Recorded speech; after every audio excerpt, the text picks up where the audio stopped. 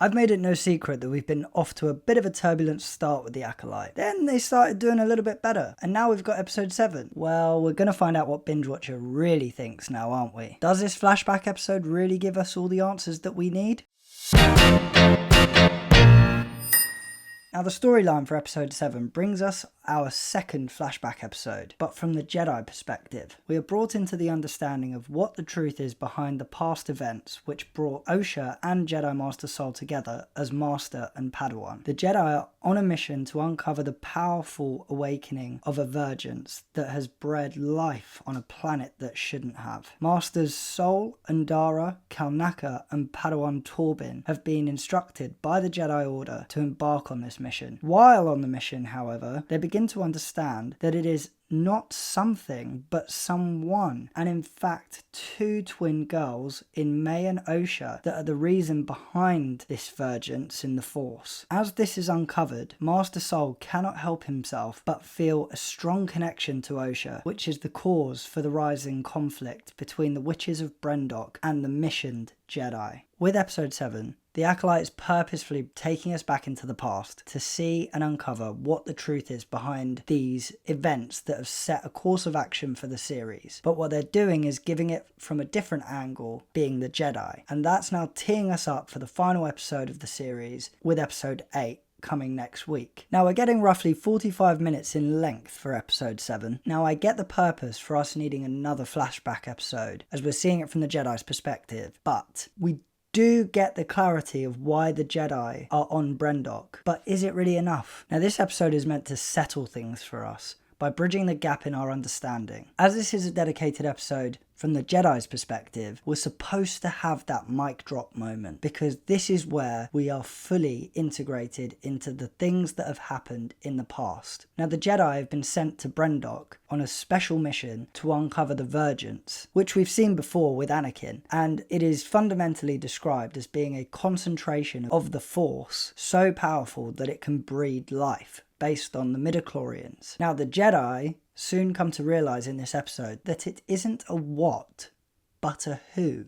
And that's where they realise that it's both Mae and Osha, which soon then follows that Master Sol strongly believes that the Jedi that are on this mission should take those 2 girls, as he believes that they're in danger, even though the witches are the twins' family, which is then where the conflict arises, because the witches go on the defensive and the Jedi go on the attack, thinking that they're doing it for good. This escalating conflict is pivotal for us to understand as the audience what the events are that took place in the past, which set us on a course of action for the series. However, they didn't go far enough. The kickoff to this escalation all centres around Palawan Torbin and his ultimate desire and need to have to go home, after specifically being instructed by his master, Indira, not to go after the twins. Simple instructions, I know. The events that take place soon after actually contradict the time that we're in, where the Jedi are supposedly meant to be in full control, because he ends up letting his emotions get the better of him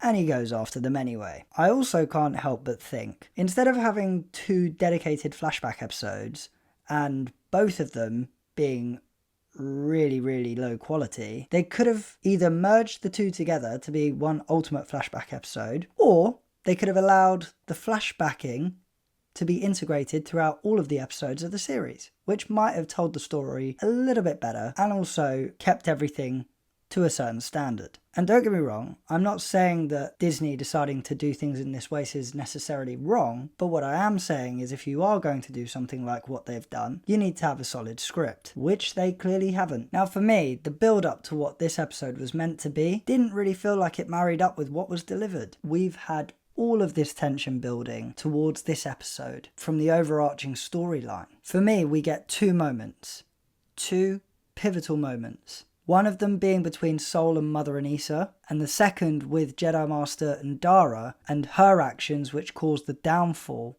of the witches, both playing pivotal roles in this episode. But it really feels unbalanced. Now, because of that unbalance, we as the audience then start to feel a sense of being let down.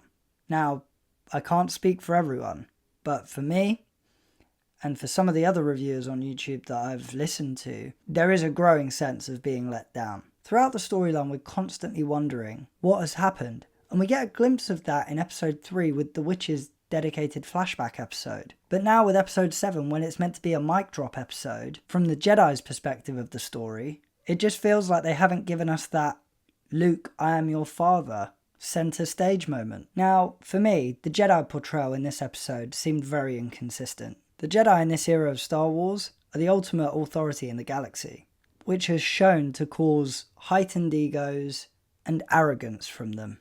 Episode 7 is telling the story of 4 Jedi that are on a mission to uncover the vergence, so it's a simple researching mission.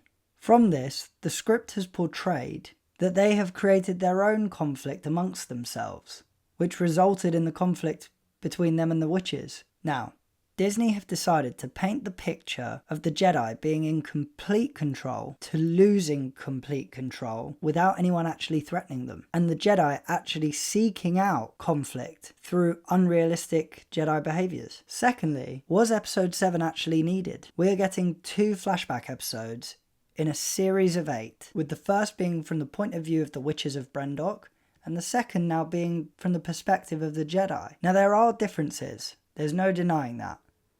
But did they really need to have 2 separate episodes, really and truly, to articulate the Jedi side of the story, which didn't really have any major differences, when they could have either connected the 2 and had one overarching episode that was a little bit longer, or they could have threaded those flashback elements throughout the course of the series, freeing up 2 episodes to do something else with and build the storyline out. For me, I would have just had one big reveal and one dedicated flashback episode. Because what's interesting is in both sides and both episodes, they're equally lacking. What Disney were planning to do here would have been fine, but only if they had a strong script, which they didn't. And the thing that I really wanted them to avoid the most, which now they haven't, is they've created a filler episode, and at the wrong time. Thirdly, there are definitely some lingering questions. Because Disney haven't gone far enough, this has given rise to questions that have gone unanswered, as well as giving rise to new questions because sequences weren't built out enough. Why did Jedi Master Sol do what he did, as it's completely against the Jedi way, and he's supposed to be a master? Did Mother Coral put a spell on Mae for her to produce the actions that she did, or was it as simple as they made it out to be? Based on Master Indira's actions to bringing Kalnacca back from being bewitched, how did she manage to destroy the Witch Society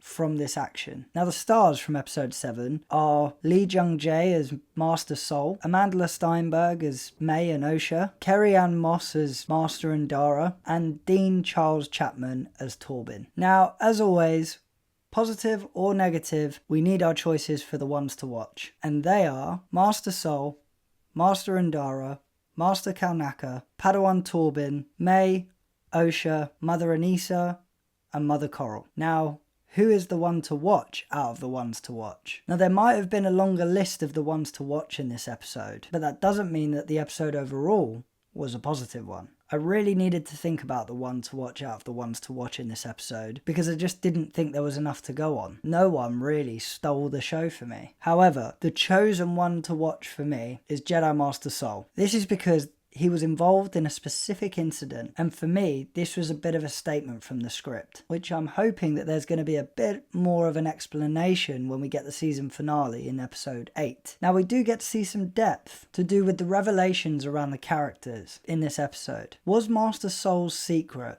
as big as we were led to believe? Throughout the course of this series, we've been led to believe that the events of the past have played a vital role in what we're seeing in the present day of the Acolyte. From what we've seen in episode 7, we're seeing a man who's fixated on making sure that he brings mainly Osha back with him to become his Padawan. From Master Sol's side of things, though, he's not really acting in the Jedi way. This is one of the causes to do with the escalation between the Jedi and the witches, which the Jedi are acting outside of their code. Master Sol's secret is a huge one, but not delivered to have as greater impact as it should have. Now, with Mae and Osha, will Mae forgive and will Osha turn? What is interesting about this episode is that we now know that Mae got to see what happened with Master Sol, whereas Osha didn't. We also know that Osha has not been able to let go of the past, and that is because she blames herself for those events which she believes is because she wanted to make the choice to go and join the Jedi. In episode 6, we see Osha's internal struggle start to surface, while Mae is about to have Sol share his truth and sorrow. Now, my prediction here is that I believe that we could see Mae forgive Master Sol, while Osha finds out the truth and turns to the dark side to become the Sith Lord's apprentice. Now, Mae might do certain things that are dark side related, but she does keep showing little flickers of light when she's interacting with those Jedi Masters that she's hunting down, wanting to admit what they've done and apologise for what they did. Whereas Osha has been blaming herself, and it's the reason that she actually walked away from the Jedi Order in the first place, which after all this time, the truth might actually be the thing that sends her over the edge. Now, Jedi Master Indira strikes me as being a bit of a hypocrite in this episode. Indira is leading the mission to uncover the vergence. She comes across all high and mighty, being very centered and calm when it comes to her role as Jedi Master, as she loses her grip on her fellow Jedi, who have disobeyed direct orders from herself and the Council. She is forced to follow after them to avoid the conflict. Mother Coral takes over Master Kalnacca's mind and battles with Master Sol and Palawan Torbin, which causes Master Indira to intervene in order to save them both. However, to reclaim Master Kalnacca from being bewitched, she's also followed suit with Master Sol, and actually gone even further than his actions were, which saw Master Indira taking out the witches. Now, this goes completely against the Jedi Code, and from my point of view, using the famous line from Anakin, the Jedi are evil. And now, Torbin. Is Torbin an example of weakness within the Jedi at a time when they should be at their strongest? When the Jedi make first face-to-face contact with the Witches of Brendok, Torbin has his mind taken over by Mother Anissa in order to threaten the Jedi. Mother Anissa, when trying to take over Torbin's mind, sees his vulnerability in wanting to go home to Coruscant as he feels homesick. While Mother Anissa is in Torbin's mind, she says to him that he can have anything that he wants, unlike his master Indira, and he actually gives in and believes her, which then causes him to betray Master Indira, which ultimately is choosing a dark side characteristic. By choosing to indulge Mother Anissa, by accepting her offer and telling her what he desires most, Torbin has shown how the Jedi can be perceived as weak in a time where they are the dominants of the galaxy, directly linking to behaviours of the dark side. Now, for me, this episode doesn't follow suit in comparison to other episodes in the show when it comes to visuals, but we do get some noticeable elements. Throughout the show, Disney have introduced a number of planets, some new aliens, weapons, and costumes. Instead, the Jedi are stationed on one planet, being Brendok in this episode, to carry out their mission, which sees them there for roughly 7 to 8 weeks before the conflict kicks off. We don't get an overhaul in this episode, but we do get some subtle introductions. In episode 7, we do get to see a bit more of the Brendok planet, with the wilderness taking centre stage for the majority of the episode where the Jedi have made camp. We get to see how they travel around on speeders that we have seen in previous Star Wars gone by, specifically A New Hope. There is some lightsaber action, which is good to see that Disney is keeping up a level of consistency here, coupled with explosions that we'll remember from episode 3 and the Witches flashback episode. Now, for me, there was a noticeable letdown when I watched this episode for a second time.